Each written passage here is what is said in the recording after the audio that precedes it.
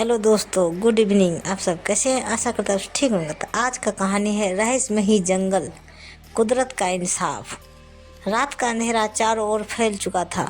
रजनी के काले आंचल में चमकते चांदी के मोतियों से झिलमिलाते सितारे एक लुभावना दृश्य पैदा कर रहे थे। इस पहाड़ी की सुरम गोद में बहती ठंडी शीतल हवा तन मन को बेहद सुकून सा पहुंचा रही थी।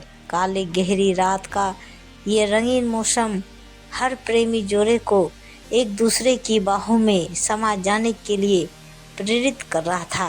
पर प्रसून इस खुशनुमा माहौल में बेचैनी से करवटें बदल रहा था। उसका सारा बदन किसी दहकती भट्टी के समान तप रहा था। माँ उसके मुंह से कहा से निकली, तू कहाँ है? आज मुझे तेरी बहुत याद आ रही है।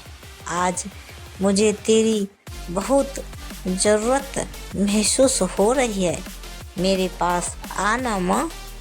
मुझे अपने ममता के आंचल में सुला ले। वह चारपाई से उठकर बैठ गया। उसकी उदास सुनी आंखों में से आंसू मोती बनकर गालों पर आ रहे थे। वह पिछले 3 दिनों से तेज बुखार में जल रहा था और खुद को बेहद अकेला महसूस कर रहा था। आज उसे अपना बचपन याद आ रहा था। माँ की ममतामयी गोद याद आ रही थी। वह सोच रहा था कि किसी जादू की तरह माँ उसके करीब थी होती है और वह उसके आंचल में छुपकर किसी मासूम बच्चे की भांति सो जाता। उसने सोचा, सच है, माँ ही होती है। उसकी जगह कोई दूसरा नहीं ले सकता। वह जी भर के किसी बच्चे की भांति फूट फूट कर रोना चाहता था। माँ के सीने से लग जाना चाहता था, पर माँ नहीं थी, दूर दूर तक नहीं थी। उसने उंगलियों से खुद ही अपने बहते हुए आंसुओं को पोंछा और रिस्ट वॉच पर दृष्टिपात किया। रात के 10 बजने ही वाले थे। इस समय वह कामाख्या मंदिर की सबसे ऊपरी छत पर था और एकदम अकेला था। कामाख्या मंदिर में किसी कामरूपा देवी की स्थापना थी, जो वहाँ के पुजारी चाऊ बाबा के अनुसार कामहीनता से गृहस्थी स्त्री पुरुषों की उनकी पूजा के आधार पर मनोकामना पूर्ण करती थी। कोई पुरुष पौरुषहीनता का शिकार हो, किसी स्त्री में कामाख्या उत्पन्न ना होती हो, संभोग में तृप्ति ना होती हो, स्त्रियों के अंग विकसित ना होते हो आदि ऐसी इच्छाओं को कामरूपा से मन्नत मांगने पर वे अक्सर पूरी हो जाती थी। कामाख्या मंदिर अजीब स्टाइल में बना था। एक बेहद ऊंची पहाड़ी के ठीक पीछे उसकी तलहटी में बना ये मंदिर हर दृष्टि से अजीब था। मंदिर की सबसे ऊपरी 3 मंजिला छत और पहाड़ी की चोटी लगभग बराबर थी। वह पहाड़ी घूमकर मंदिर से इस तरह सटी हुई थी कि मंदिर की इस छत से सीधा पहाड़ी पर जा सकते थे। पहाड़ी के बाद लगभग 1 किलोमीटर तक छोटी बड़ी अन्य पहाड़ियों का सिलसिला था और उनके बीच में कई तरह के जंगली वृक्ष, झाड़ियों आदि किसी छोटे जंगल के समान उगे हुए थे। इस छोटे से पहाड़ी जंगल के बाद बाईपास रोड था, जिस पर 24 घंटों का वाहन आना जाना लगा रहता था। मंदिर के बैंक में साइड कुछ ही दूर चलकर यमुना नदी थी। यहाँ यमुना का पाट लगभग 400 मीटर चौड़ा हो गया था और गहराई बहुत ज़्यादा ही थी। यमुना पार करके कुछ दूर तक खेतों का सिलसिला था, फिर एक बड़ा मैदान और लंबी चौड़ी उसर ज़मीन थी। इसी उसर ज़मीन पर बहुत पुराना शमशान था और इसके बाद सालिमपुर नामक का गांव था। फिर वह उठकर टहलने लगा। उसने एक सिगरेट सुलगाई और हल्का सा कस लिया, मगर तेज बुखार में वह सिगरेट उसे एकदम बेकार बेमजा सी लग रही थी। उसने सिगरेट को पहाड़ी की तरफ उछाल दिया और यमुना के पार दृष्टि दौड़ाई। दूर सालिमपुर गांव में जगह जगह जलते बल्ब किसी जुगनू की भांति टिमटिमा रहे थे। शमशान में किसी की चिंता जल रही थी। चिता इंसान को सभी चिंताओं से मुक्त कर देने वाली चिता। एक दिन उसकी भी चिता जल जाने वाली थी और तब वह जीता जागता चलता फिरता माटी का पुतला फिर से माटी में मिल जाने वाला था। क्या इस जीवन की कहानी बस इतनी ही है? किसी फिल्मी पर्दे पर चलती फिल्म, सो शुरू, फिल्म शुरू, सो खत्म, फिल्म खत्म। वह पिछले 8 दिनों से कामाख्या में रुका हुआ था और शायद बेमकसद की यहाँ आया था। अब तो उसे लगने लगा था उसकी ज़िंदगी ही बेकिस्मत थी। क्या मकसद है इस ज़िंदगी का? ओमियो तारा की कैद में बिताए जीवन के 4 महीनों ने उसकी सोच ही बदल दी थी। उसे लगा सब कुछ बेकार है, सब कुछ सत्य शायद कुछ भी नहीं है और कहीं भी नहीं है। वह 2 आसमान तक पहुंच रखने वाला योगी था। हजारों लोगों में स्वेच्छा से आता जाता था, पर इससे क्या हासिल हुआ था? कुछ भी तो नहीं। ये ठीक है, ऐसा ही था जैसे पृथ्वी के धन कुबेर अपने निजी जेट विमानों से कुछ ही देर में पृथ्वी के किसी भी स्थान पर पहुंच जाते थे। लेकिन उससे क्या था? पृथ्वी वही थी, सब कुछ वही था। फिर सत्य कहाँ था? सत्य कहाँ है? वह तमाम लोकों में गया, सब जगह सब कुछ यही तो था। वही सूक्ष्म स्त्री पुरुष, वही कम वासना, वैसा ही जीवन, सब कुछ वैसा ही। क्या फर्क पड़ना था? अपने कुछ योग उपलब्धियों के बाद वह इनमें से किसी लोक का वासी हो जाता और लंबे समय के लिए हो जाता। मगर अभी तलाश परी कहाँ हुई है? वह तलाश जिसके लिए उसने अपना जीवन ही दांव पर लगाया था। सत्य की खोज। आखिर सत्य क्या है? यह सत्य रहस्यमय अजूबी सृष्टि आखिर किसने बनाई? कैसे बनी? किस नियम से चलती है? इसका नियंत्रण आखिर कहाँ है? यह सब कुछ जानना तो दूर, उससे एक भी प्रश्न का सही उत्तर मिला था। ओमियो तारा जैसे योगी अपनी योग शक्तियों से भगवान बैठता था, स्वयंभू भगवान, और अंततः अपने ही जाल में फंस जाता है।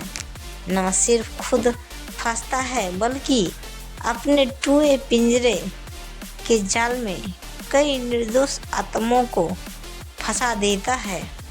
ओमियो तारा की याद आते ही प्रसून के शरीर में अनजाने भय की झुरझुरी सी दौड़ गई। वह खुद बड़ी मुश्किल से टू ए मामला होते होते बचा था। अगर वह टू ए मामला को हो जाता फिर उसका क्या होता? क्या उसके फिर गुरु उसे बचाते? वह कितने समय तक उस स्थिति में रहता? ऐसे तमाम सवालों का कोई जवाब उसके पास नहीं था। बेचारा नीलिश उसे जाने क्या क्या समझ बैठा था और छोटी मोटी तंत्र मंत्र उपलब्धियों को पाकर समझता था कि वह जीवन के अंतिम सत्य को एक दिन उसकी सहायता से समझ ही जाएगा। अब वह उसे कैसे समझाए? वह अंतिम सत्य के करीब अभी दूर दूर तक भी नहीं फटकाता है और शायद उसके गुरु भी। क्या शायद दैत्य में अंतिम सत्य है? सत्य ही है?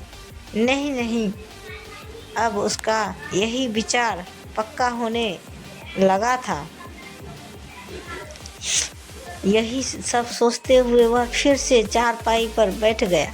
चारपाई पर मच्छरों से बचने के लिए मच्छरदानी लगी हुई थी और मच्छरदानी की छत पर एक मोटा कपड़ा उससे बचने के लिए ताना हुआ था। फिर भी मच्छरों के झुंड आसमान मंडरा रहे थे। उसने 2 वाई इकट्ठी जलाकर चारपाई के नीचे लगा दी। तभी उसे सीढ़ियों पर किसी के आने की आहट हुई। कुछ ही क्षणों में चाऊ बाबा किसी अनजाने आदमी के साथ ऊपर आया। उसके हाथ में चाय से भरे 2 गिलास थे। वे दोनों वहीं परी बेंच पर बैठ गए।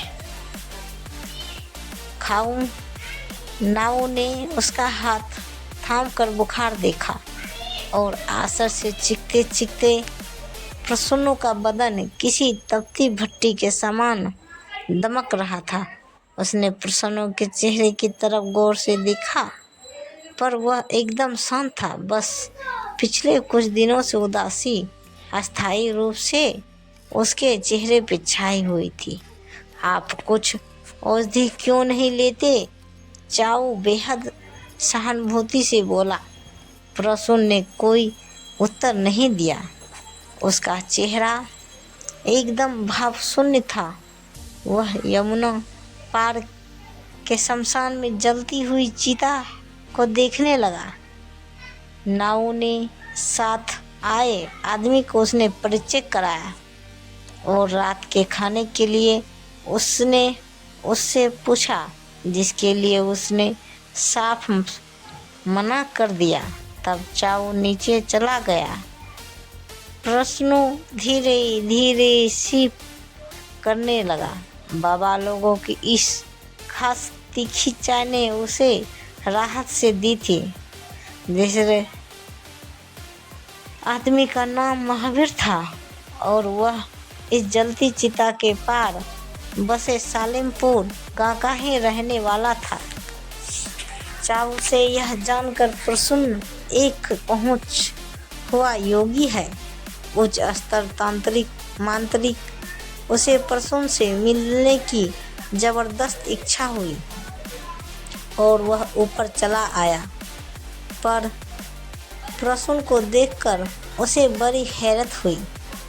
वह किसी बड़ी दाढ़ी लंबे केस और महात्मा जैसी साधु वेशभूषा की कल्पना करता हुआ ऊपर आया था और चाऊ के मुंह से उसकी बढ़ाई सुनकर श्रद्धा से उसके पैरों पर लौट जाने की इच्छा रहता था।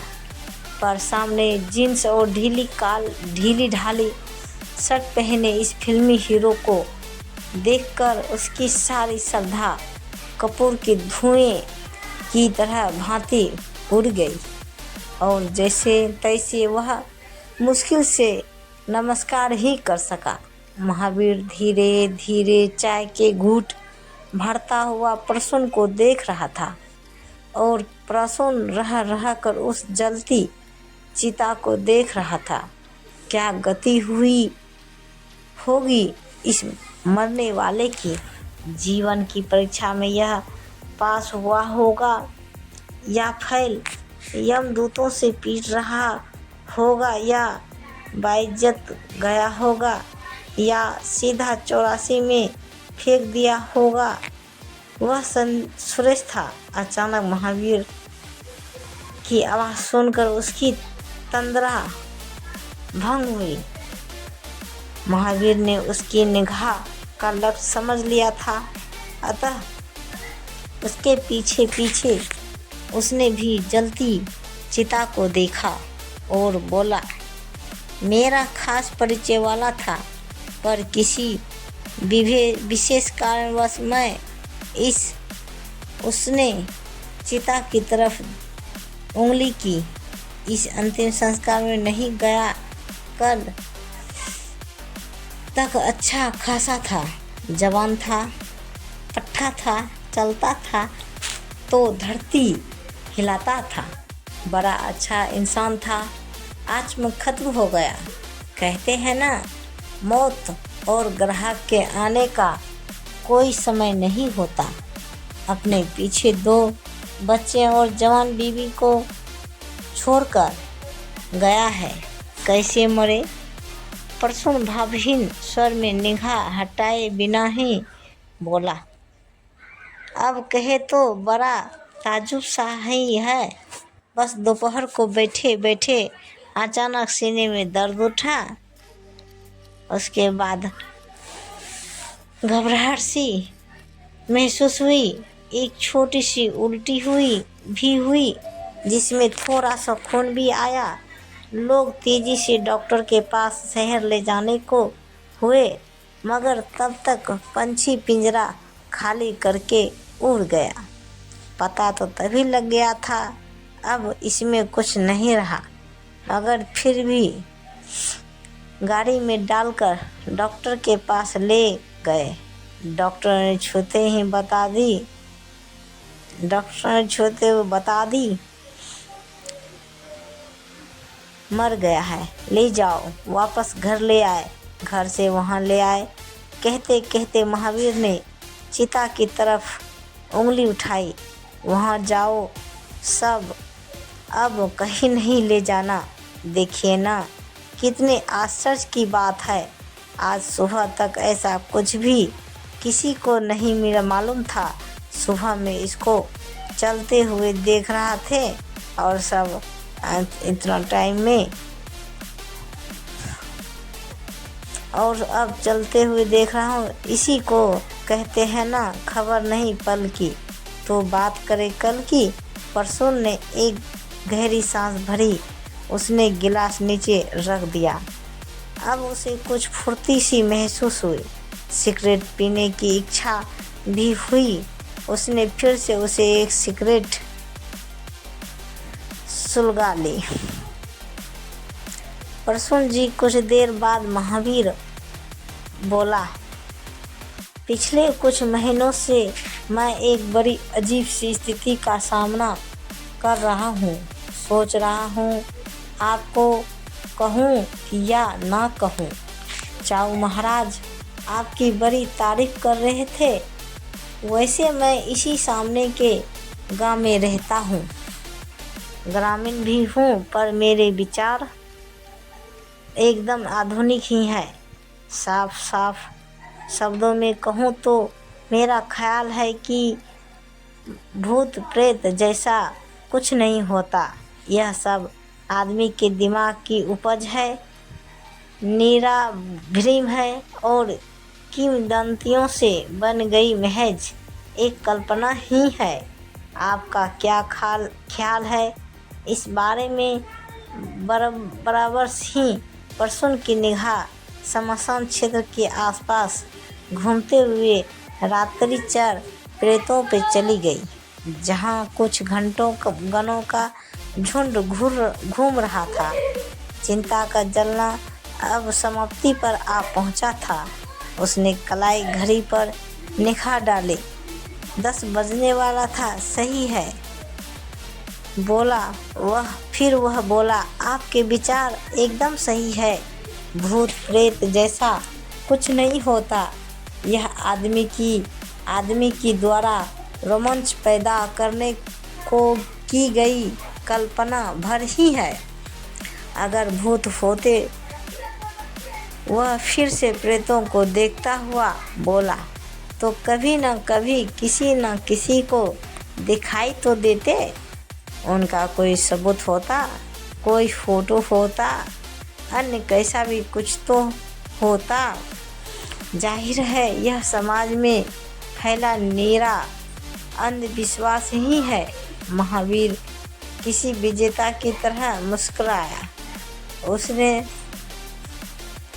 प्रसून से बिना पूछे ही उसके सिगरेट केस से सिगरेट निकाली और सुलगाता हुआ बोला, ये हुई ना पढ़े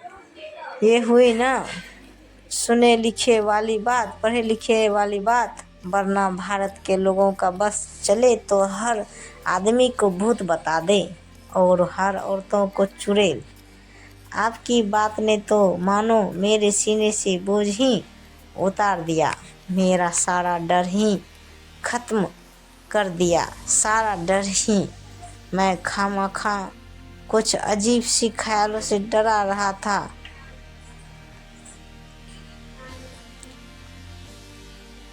कैसे ख्याल?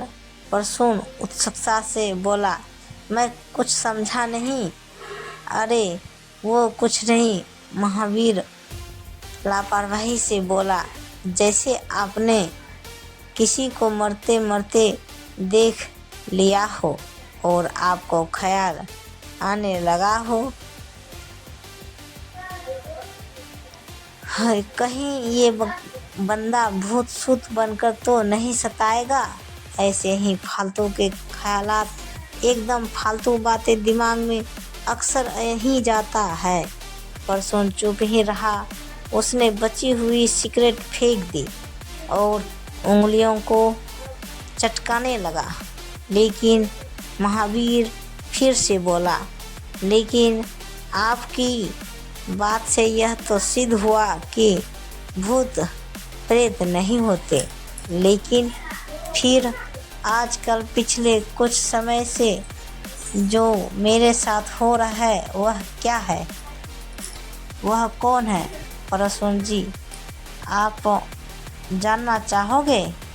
प्रसून ने आसमान में चमकते तारों को देखा। उसने अपने बालों में उंगलियां घुमाई और फिर महावीर की तरफ देखने लगा। यही कोई रात के 11 बजे का समय होने जा रहा था, पर महावीर की आंखों में दूर दूर तक का नींद का नामो निशान नहीं था। वह अपने गांव सालिमपुर से 6 किलोमीटर दूर अपने ट्यूबवेल पर लेटा हुआ था। अक्सर ही वह इस ट्यूबवेल पर लेटता था। कभी कभी उसके 4 भाइयों में से भी कोई लेट जाता था, पर अभी कुछ दिनों से उसके भाइयों को यह लेटने में कुछ अजीब सा भय महसूस होने लगा। वे कहते थे कि उनकी आम महुआ के बगीचे की तरफ से कोई औरत सफ़ेद साड़ी पहने हुए अक्सर ट्यूबवेल की तरफ आती है, दिखाई देती है, और तब अक्सर रात के 1-2 बजे का समय होता था। हैरानी की बात ये थी कि जब वह दिखना शुरू होती थी तब वे गहरी नींद में होते थे। उसी नींद में वह उसी तरह महुआ बगीचे की तरफ से चलकर आती थी और उन्हें जागते हुए की तरह ही दिखाई देती थी। उसके दिखते ही किसी चमत्कार की तरह उनकी नींद खुल जाती थी और वे उठकर बैठ जाते थे। लेकिन बस उनके आँखों बंद और खुले होने का फ़र्क हो जाता था। बाकी वह रहस्यमयी औरत ठीक उसी स्थान पर होती थी जहाँ तक वह आँखों बंद होने की अवस्था में होती थी। उसको देखते ही उनके शरीर के सभी रोंगटे खड़े हो जाते थे। उन्हें एकाएक ऐसा भी लगता था कि उन्हें तेज पेशाब सी लग रही है, मगर वह वहीं के वहीं मंत्रमुग्ध से बैठे रह जाते थे। फिर वह औरत एक उंगली मोड़कर उन्हें पास बुलाने का इशारा करती थी, कामुक इशारे भी करती थी, पर वे भयवश उसके पास नहीं जाते थे। तब वह खींचकर एक उंगली को चाकू की तरह गर्दन पर फेरकर इशारा करती थी वह उन्हें काट डालेगी। फिर वह इधर उधर चक्कर लगाकर वापस बगिया के पीछे जाकर कहीं खो जाती थी। ऐसा अनुभव होते ही उसके भाइयों ने ट्यूबवेल पर लेटना बंद कर दिया था। उसका भाई घनश्याम तो रात के उसी टाइम ट्यूबवेल छोड़कर घर भाग आया था और दोबारा नहीं लेटा। दूसरा पटवारी 3-4 दिन हिम्मत करके लेटा, फिर उसकी भी हिम्मत जवाब दे गई। वह अचानक बीमार भी हो गया और छोटा तो भूतों के नाम से ही कांपता था। सो अब यह जिम्मेवारी महावीर पर ही आ गई थी। यह कहानी आपको कैसी लगी हमें कमेंट में ज़रूर बताइएगा, और इसका अगला पार्ट जल्द ही इसी चैनल पे अपलोड कर दी जाएगी। अभी तक जो भी हमारे चैनल को सब्सक्राइब नहीं किए हैं, प्लीज़ हमारे चैनल को सब्सक्राइब करें, और ऐसे ही वीडियो देखने के लिए हमारे चैनल को एक लाइक वीडियो जरूर करें। तब तक धन्यवाद, मिलते हैं अगले वीडियो के साथ। तब तक बाय बाय दोस्तों।